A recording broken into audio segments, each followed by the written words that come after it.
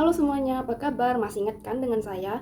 Untuk yang belum tahu ataupun mungkin lupa, perkenalkan, nama saya Winnie Haryanto.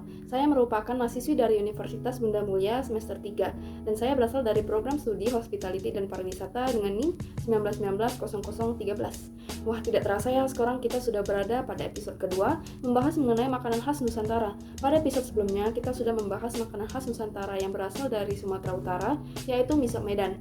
Nah, untuk episode kali ini kita harus berjalan sedikit lebih jauh karena kita akan membahas salah satu makanan yang berasal dari Kupang, Nusa Tenggara Timur, yaitu daging sei. Nah, tanpa berlama-lama lagi, langsung saja kita mulai.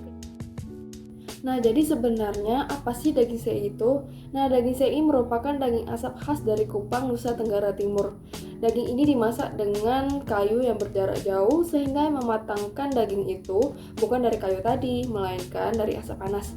Terdapat beberapa jenis sei. Yang pertama sei sapi, yang kedua sei babi, dan yang baru ditemukan akhir-akhir ini adalah sei daging ikan. Nah, apabila baru diasap, kita bisa langsung memakannya dengan cara mengirisnya terlebih dahulu. Dan apabila kita sudah menyimpannya selama beberapa waktu, kita harus menggorengnya terlebih dahulu ataupun bisa menumisnya bersama dengan bunga pepaya atau sayur mayur lain. Nah, sebelum kita mulai masuk ke dalam pembahasan kita lebih lanjut, saya sudah melakukan wawancara singkat bersama teman saya yang merupakan orang asli Kupang. Langsung saja yuk simak videonya berikut ini. Terima kasih, perkenalkan nama aku Dona, lengkapnya Dona Maria Swartina Kinanti Putri Ematan. Aku berasal dari Kupang, lahir dan besar di sana, dan saat ini sedang kuliah di Universitas Bunda Mulia, semester akhir sedang mengambil skripsi. Semoga cepat lulus. Amin. Aromanya itu sedikit asam yang tapi gurih, jadi membuat kita itu berselera untuk makan.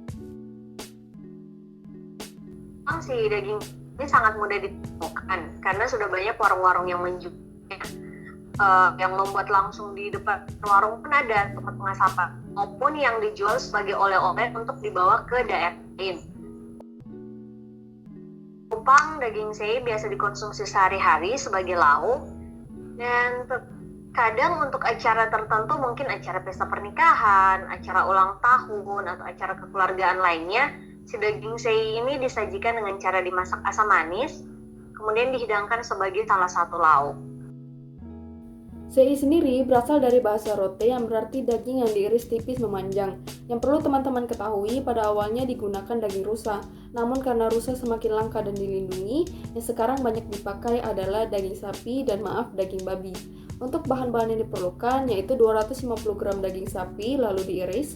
Untuk bumbu marinasi terdiri dari 2 siung bawang putih, garam secukupnya, dan merica secukupnya. Daging sei bukanlah daging sei jika tidak menggunakan kayu kosambi, karena kayu kosambi merupakan salah satu penghasil cita rasa yang khas pada daging ini, sehingga masyarakat Kupang selalu menggunakan kayu kosambi.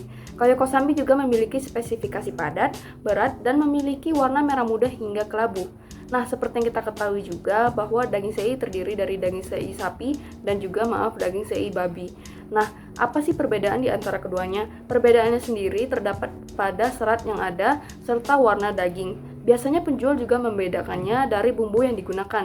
Biasanya penjual mengoleskan madu timur sehingga rasanya menjadi lebih lezat, manis, dan juga gurih. Nah, lalu alat yang dipakai?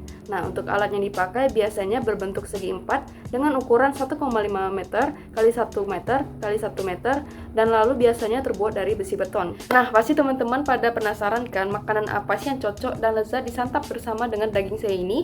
Nah, biasanya masyarakat Kupang mengkonsumsinya bersama dengan sambal luat. Sambal luat adalah sambal yang berasal dari cabai padi yang biasanya dicampur dengan jeruk nipis dan juga daun luat. Lalu yang kedua, mencampurkannya dengan nasi bersama dengan tumis toge ataupun tumis bunga pepaya. Nah, fakta menarik nih, biasanya tumis bunga pepaya terkenal akan kepahitannya. Namun karena kepintaran masyarakat Kupang dalam mengolah sehingga kepahitan tidak begitu terasa dan malah menambah selera makan. Lalu yang terakhir, dimakan bersama dengan klesong, yaitu sejenis ketupat dan juga jagung bose. Jagung bose adalah sup jagung kental berwarna kuning keputihan antara jagung yang ditumbuk dan kacang tali serta adanya tambahan santan. Pada wawancara sebelumnya sudah dikatakan bahwa daging sei ini sangat mudah ditemukan di Kupang, maka saya akan memberikan beberapa referensinya. Yang pertama yaitu Om Bai Baun. Om Bai sendiri adalah orang yang pertama kali mempopulerkan daging sei ini. Harga 1 kilo daging sei di tempat ini adalah Rp160.000. Nah, alamatnya sendiri terletak di Kecamatan Amare Barat, Kelurahan Ten Baun atau biasa kita kenal sebagai Baun, sekitar 25 km dari pusat kota Kupang. Selanjutnya adalah Bambu Kuning. Alamatnya sendiri terletak di Jalan Perintis Kemerdekaan, Opoi, Kupang. Harga 1 kilo daging sei di sini adalah Rp160.000. Namun kita juga bisa memesannya sebanyak setengah kilo dengan harga Rp80.000. Lalu yang ketiga adalah Aroma. Nah, Aroma sendiri terletak di Jalan Cak Doko, nomor 35L SPBU Obobo, Kupang.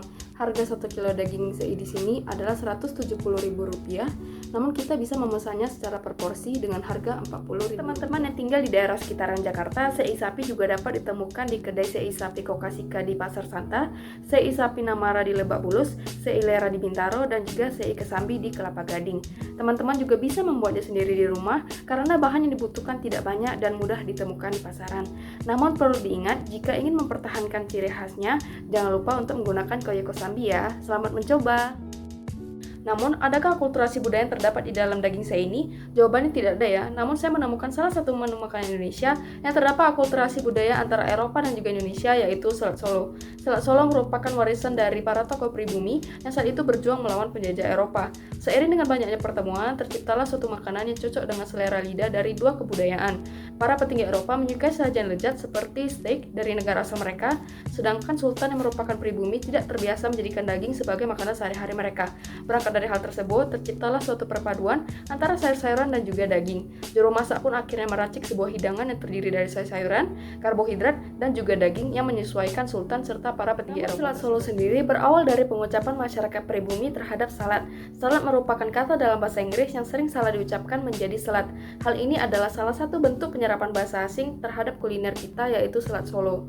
Dalam perkembangannya, selat Solo terdiri dari empal khas Jawa, telur rebus, dan dilengkapi dengan bahan-bahan seperti buncis rebus, wortel rebus, dan juga kentang goreng dan daun selada, yang merupakan ciri khas dari steak atau baiklah, sekarang kita sudah ada di penghujung acara. Kita juga sudah membahas banyak mengenai daging sei dan juga selat Solo. Jika masih ada pertanyaan, teman-teman boleh komen di bawah ya. Sampai jumpa!